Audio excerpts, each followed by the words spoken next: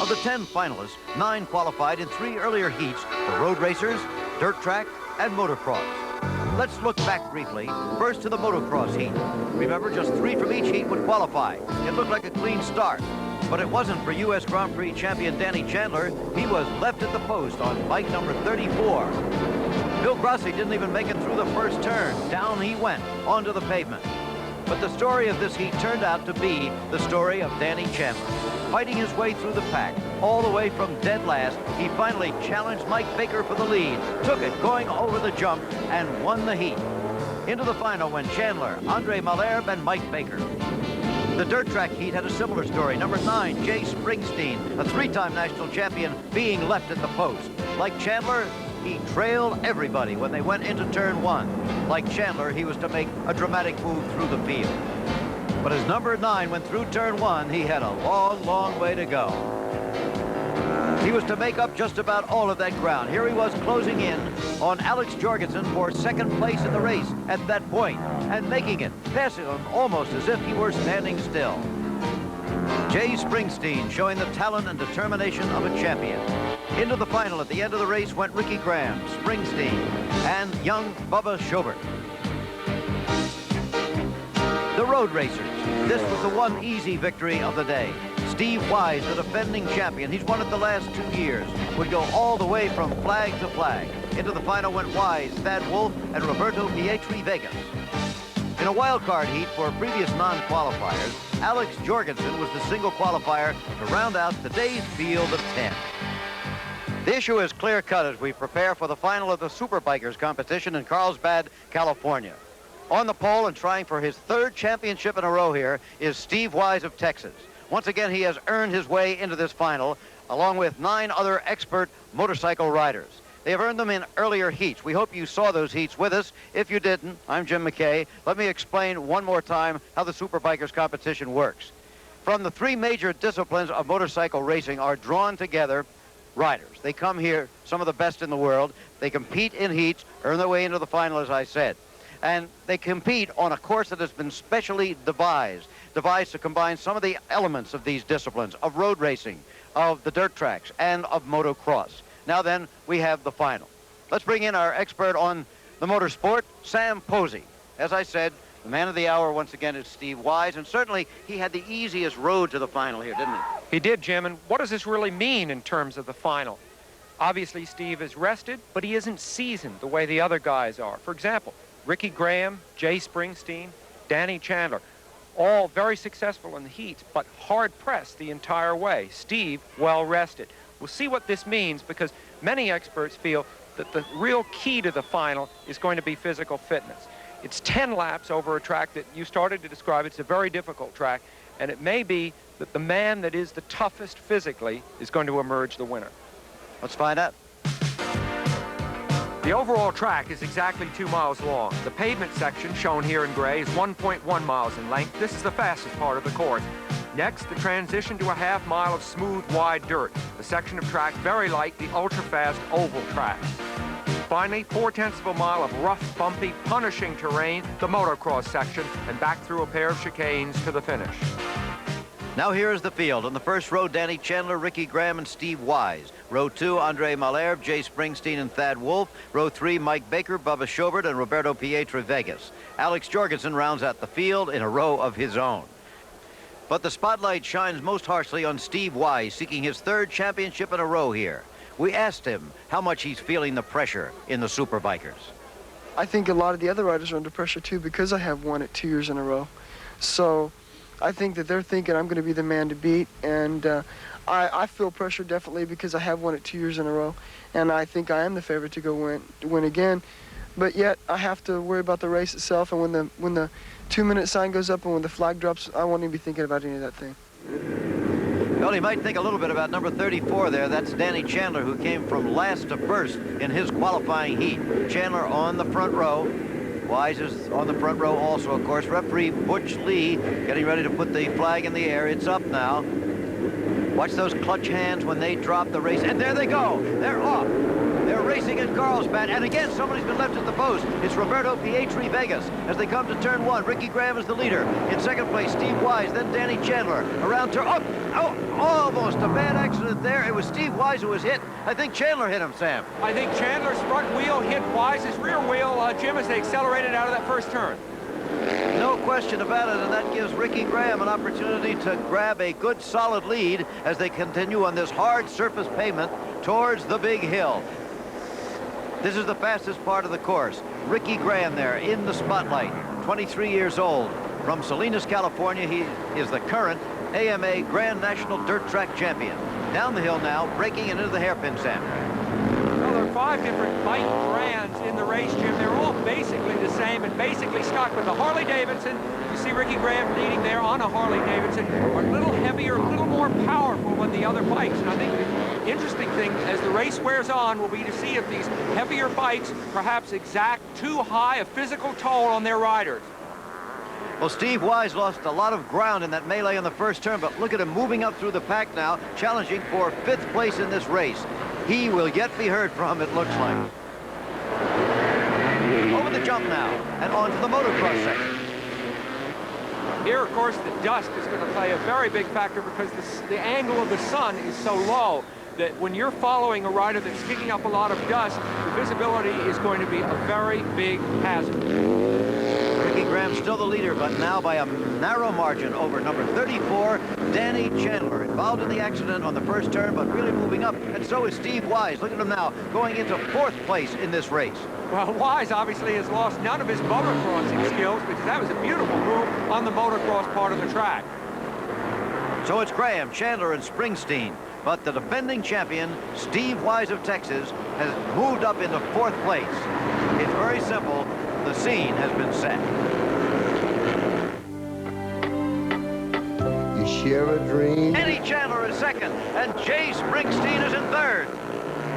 And now Jay Springsteen is moving into 2nd place, ahead of Chandler, as you would predict. Again, the Harley-Davidson on the long, fast straightaway. But now it's heavy braking into the hairpin, and shortly after that, they'll go left through the tunnel and back onto the dirt again, and then once again, it should be a different story. Exactly. That's where we should see Chandler back in his domain. And, of course, Wise, an expert in both areas because of his recent shift to road racing. He had been a motocross man. There's Wise, 4th in your picture now, and you see Chandler making a bid for 2nd. As soon as they get on the dirt again. Isn't that amazing? Oh, it's a... And there, he does get 2nd back again from Jay Springsteen, does Danny Magoo Chandler. Still out in front is Ricky Graham, but for how long on the dirt? Well, Jim, this illustrates everything this competition is supposed to be about, doesn't it? It's yes, it a does. Textbook case, really. Down into the valley, then up again on the motocross section. And is that Steve Wise? Yes, Steve Wise moving into 3rd place. The defending champion, going for 3 in a row. A clean pass for Wise, but then he ran a little bit wide there. We've got Ricky Graham on the lead. Danny Magoo Chandler almost beside him now, and taking the lead from him, in fact. Chandler taking the lead, but they come onto the hard surface. This should be Graham country again. It should, but maybe not through here. Jim, maybe not till they get on that long straight. My feeling is we may have a head-to-head confrontation at the end of the long straightaway. For this part, we'll probably just see them hold position. All right, if Chandler, number 34, remember he's better on the dirt. Ricky Graham, number 41, will be better on the long, hard straightaway. Graham is in 2nd place. The defending champion, Steve Wise, has moved into 3rd. And Jim, notice that these 4 riders have entirely detached themselves from the rest of the field. It's a 4-man race at And look at this. There is Ricky Graham immediately seizing the lead. Going up the hill, near 100 miles an hour now. But soon they'll be braking. Springsteen has just moved past Wise into 3rd place. That was beautiful riding by Graham. Forget the horsepower. He just took that turn beautifully and got the power on very soon. And now there, number 9, Springsteen got squiggly in the hairpin, and Steve Wise moves back ahead of him into 3rd place. Wow. Graham in the lead. Chandler, 2nd. Chandler should start closing in now. Oh, this is... And he does. He does. Absolutely. Those Harley-Davidsons of Springsteen and especially the leader, Ricky Graham, very heavy to manage, Jim. And as this race goes on, I spoke at the outset about fitness. When you're struggling with that heavy of light, it could be tough toward the end of the race. Now they're into the real motocross section again. Here is where Chandler's been gaining on every lap. See if he can do it again. There's Steve Wise in third place, the defending champion. Very competitive. See him closing in. It's a three-man race right now, and just behind them is Jay Springsteen. It's really four. It is four because Springsteen, to me, is riding a conservative race at this point. Here comes Chandler, excuse me. Almost getting his man, and does he get him? He does. Yes, once again, The same precisely move. as the last lap. Unbelievable. Well, what's happening there, Jim, is I'm sure you noticed, Chandler, the great motocrosser, is catching a berm off that last turn on the motocross part of it, and he's coming off with great speed, and he's able to get Graham before they slow for the part that goes onto the pavement. It looks like perhaps Springsteen is just infinitesimally slower than the others. Is that possible, do you think? Yeah, I thought that he was just riding a conservative race. Maybe. For some reason, he does seem to be dropping back, which I'm sure isn't his intention. So now, as they come to the fast part of the course, once again, a mirror image of the last lap. Ricky Graham taking the lead again. From Danny Magoo, Chandler, Steve Wise third, Springsteen fourth. Springsteen gaining on Wise, just like he did in the last lap at this point. It's marvelous motorcycle racing, but then after all, these are the SuperBikers. Shadows lengthen and the battle goes on for the SuperBikers Championship. Ricky Graham leads. Danny Chandler closing in on him in second place. Steve Wise is third, but there's Chandler on bike number 34, trying to go for that lead. Wise keeping them in his sights. Still very much in competition, and so is number 9, Jay Springsteen. Look at this tremendously tight shot. Steve Wise. And up here, side by side, racing for the lead. How often have you seen that in a motorcycle race? And now it's Danny Chandler taking the lead. Taking the lead at last from Ricky Graham. Well, the reason they're running side by side is Graham, you can see, is kind of staying to the middle of the track, whereas Wise there with his motocross experience for Jim is going wide, riding the berms. He's using the entire track. So now we have the Honda teammates, Danny Chandler and Steve Wise, on bikes number 34 and bike number 1, running first and second in the race. Could the weight of the Harley-Davidsons be telling, Jim, compared to the lighter Hondas? Because already Graham and Springsteen are back there. Graham just couldn't seem to keep up the struggle in that difficult motocross part, which requires so much physical strength. And now Steve Wise, who was bumped from the rear shortly after the start, fell way back in the pack, is challenging for the lead, challenging for his third in a row at the SuperBikers. See who's better on the straightaway here between Chandler and Wise. Well, the answer is that the Harleys are still faster, because there comes Ricky Graham closing in on Wise. The Harleys are fully 4 to 5 miles an hour faster over there. They are arriving almost 4 of them at once at the hairpin. Look at there. There is Steve and Chandler. Number 1, Steve Wise taking the lead by the narrowest of margins from Danny Chandler. Then Graham and Springsteen, the teammates of the Harley-Davidson. Steve Wise once again leading the SuperBikers. Steve Wise, of course, once was a motocross man and constantly in the top condition that motocross demands. Now he's a road racer, a less physically demanding sport.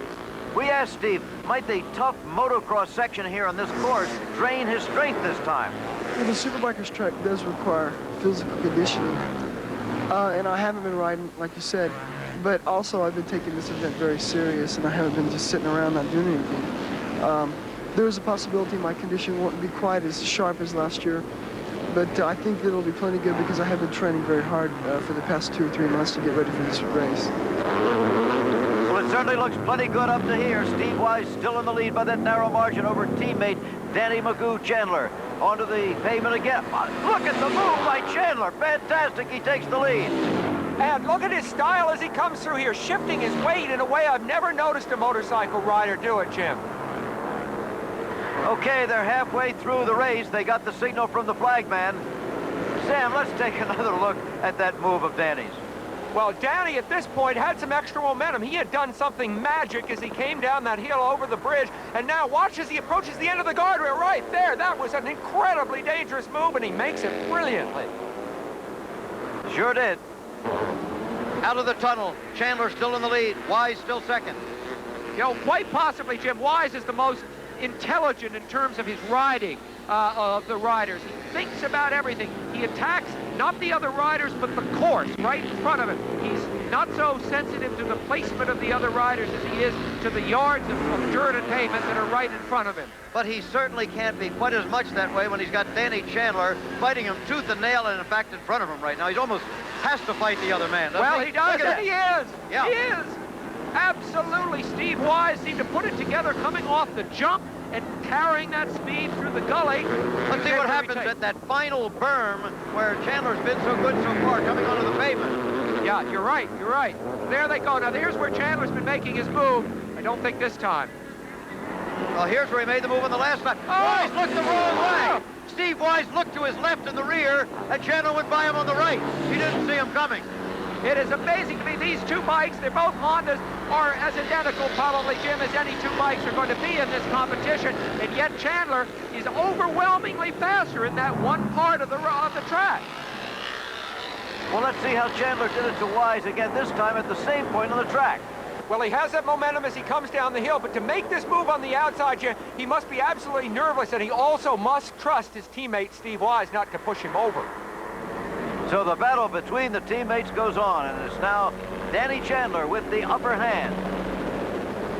You couldn't have more of a man-to-man battle here because the motorcycles theoretically should be identically prepared. They're teammates. They're both Hondas, but they're two different men, and the issue is still very much in doubt. The stand. To the sunset in Carlsbad, California. Danny Chandler, number 34. Steve Wise, number 1. Wise going wide this time, losing some ground on the dirt track section as they head for the jump. We asked Danny Chandler if his personality has really changed as much as some people say it has. Well, you know, I used to just be high speed, just 100 miles an hour all the time, no matter what I did, driving, riding, just anything. I was just wide open. I just kind of mellowed the pace down and just taking life easy now. It's just all happening. Well, that's the archetypical pattern of great champions in all forms of motorsports, Jim. They start fast and wild, crashing as often as they win, and then somewhere along the way, they mature. Number 9, Jay Springsteen, has now moved ahead of Ricky Graham into 3rd place in the race, by the way. Back up to the leaders, however. You know, it looks like one of them, maybe both of them, hit that hay bale coming through. Yeah, it certainly did. Now, back to a theme, Jim, just a second as we watch Chandler go through the turn here. The fact that he has matured at age 22 bodes, I think, very well for his future. He's got a lot of years ahead of him. Well, you know what they say, there are old racers and bold racers, but there are no old, bold racers, right? There are a couple. Mario Andretti might be one of them. Okay, but it's still Chandler in the lead. Wise is second. Fastest part of the course, up to 100 miles an hour, up the hill. Then they'll go over it. Hard braking down to the hairpin once again. Some drafting and slipstreaming going on here. Did you see Wise crouched down there, running in second, trying to get a little draft? Yep. And if they come to the hairpin, oh, a problem there for Wise. He must have looked on that. Yeah, he didn't accelerate very smoothly out of that turn. Now back onto the dirt. And Chandler is beginning to move it out a little bit over Wise right now. Well, let's have a look at this hay bale incident. Okay, here comes Chandler leading, and there's Wise. Wise, of the two of them, yeah, Wise hits it much harder than Chandler. Of course, it's hard to say that that would have done any damage, but the rear wheel of his bike was right off the road for a second. And now they're getting the white flag. That means 1 lap to go, and it's definitely Chandler with the edge now.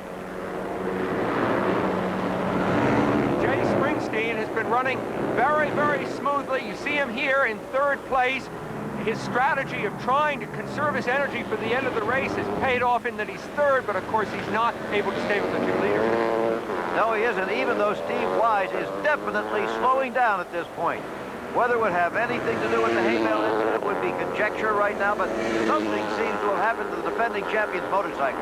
Well, as you can see, he's 100 yards or more behind, but there is Springsteen even further than that behind him.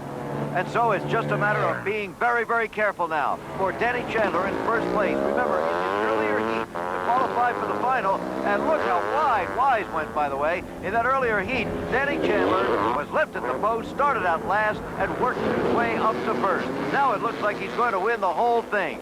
Onto the dirt. He's happy there. Onto the dirt track part of the course. When you think about it, he's just been the fastest man all day long, Jim. Now to the jump. And safely over it. Danny Chandler, only 22 years old, born in Sacramento, resident in Forest Hill, California, on a Honda. He's typically built for a motocross racer, 5 feet 8, 150 pounds. They're ultimately physically fit specimens, looking very much like champion soccer players. Nipped in at the waist, very hard, muscular. Sinewy, very sinewy guy. And he may be the word of tomorrow, Danny Chandler. And he sneaks a look back to see where Steve Wise is. He'd be surprised to see that he's pretty far behind. And here he comes, the victory, the checkered flag for Danny Magoo Chandler. With a fist in the air, Steve Wise taking second, and that's not what he wanted. Third place will go to Jay Springsteen. Fourth place to Ricky Graham, just holding off Alex Jorgensen. So we have a brand new champion in the Superbikers. His name, Danny Chandler, and he says he has no idea why they call him Magoo. Final results in the Superbikers then. Danny Chandler the winner, Steve Wise second, Jay Springsteen third, and Ricky Graham